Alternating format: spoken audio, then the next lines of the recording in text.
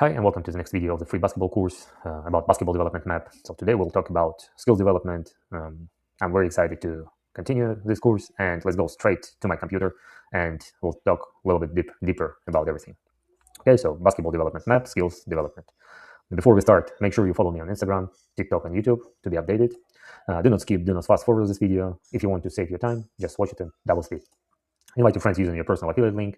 It's in your Skool profile. Get 30% from membership purchases from people who came through your link. It's pretty good.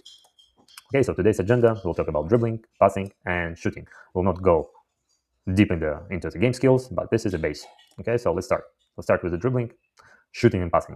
Okay, so first of all, you have to understand that before basketball, the basketball is a mature sport, right? And I really suggest you to start from the athletic development. And even if you bring your child to the basketball sessions, you have to be sure that it's not only basketball, right? It's a full development system. It starts from balance, coordination, speed, and everything about the kids' bodies, right? So let them understand their bodies, how to move, how to change the direction.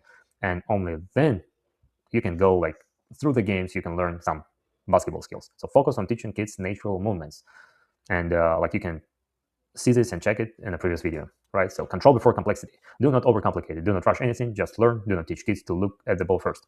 For me, it's the biggest mistake of the coaches who do not understand a real process, right? By the rule, yeah, you cannot look at the ball, but the kids have to explore, right? And first of all, they have to understand how they, like the hands work. So, for example, if I take the ball, right, I have to understand how I have to hold it in my hands, right? So I have to see everything, and then I will learn how to pass the ball. I will learn how to, like make manipulations, whatever. But first of all, I have to see what I'm doing. So this is the first. Then yes, then when the kids will understand, then you start to push them to put their eyes up and do not control the ball with their eyes. So do not overcomplicate it. This have to be super simple in the beginning. So movement with the ball. So simple ball manipulation while moving. Run, stop, turning, changing direction, finish dribble, and like everything else. So it's simple, right? So the kids start to do everything in one place. So as soon as they can manipulate the ball, they can dribble the ball, then it's better to add the movements. It's not only about the boring part. So like it's not interesting to stay and dribble in one spot, right? It's better to move. But at the same time, when you move and dribble, it's the kid's brain will create the new neuron connections, and it's way faster development if you go like in this way. So do not overcomplicate it. As soon as the kids reach some level, so just add the movements. It's going to be like much more interesting for them and much more effective. And then increase the speed. At every stage, ball can't affect movement. If so, then do not increase speed yet. So it's simple, right? So when you run with the ball and you cannot control it, so just slow down. So try to understand how to control the ball on this speed, and then go further, right? So the passing and catching through games, it's really important for passing, right? So kids have to, again, to understand how to catch the ball, how to pass the ball. And through the game, in the beginning, it's the most important part. It's the most efficient thing like that you can do. So it's not boring part when you pass the ball, like 50 right, 50 left, bounce, whatever. I mean, just make it fun for them. So they have to challenge, they have to compete with each other. And then it's going to be interesting. And then you can add, some boring spot drills, like when you pass off the ball, pass to the, like to the partners. It's really important. So this is my strong suggest to make everything with the fun parts, like challenge them.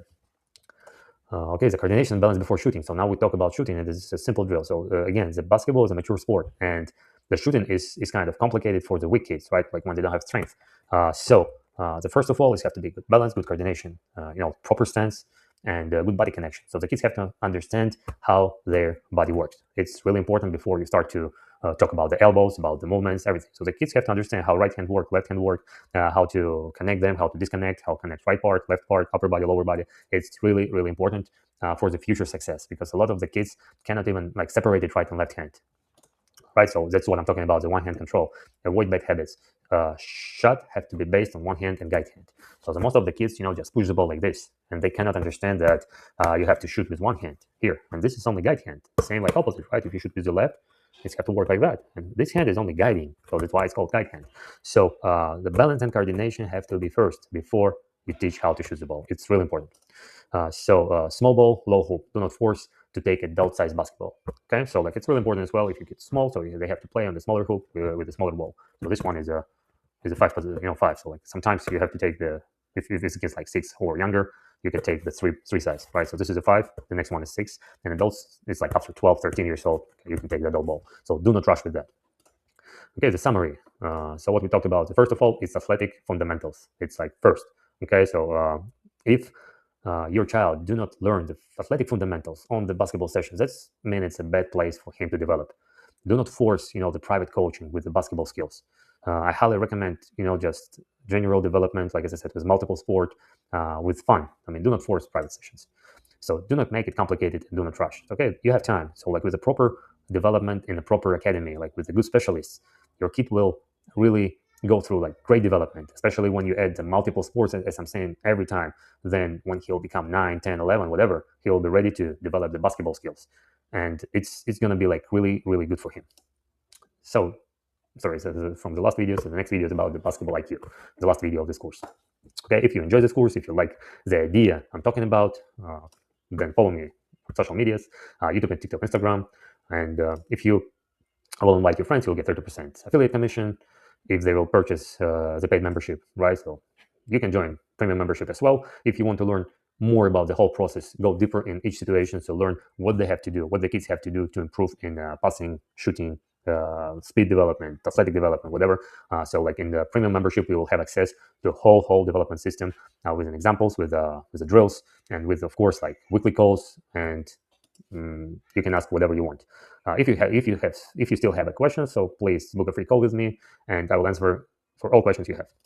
Okay, thank you, and see you in the next video. I hope to see you soon in my other courses. Let's go.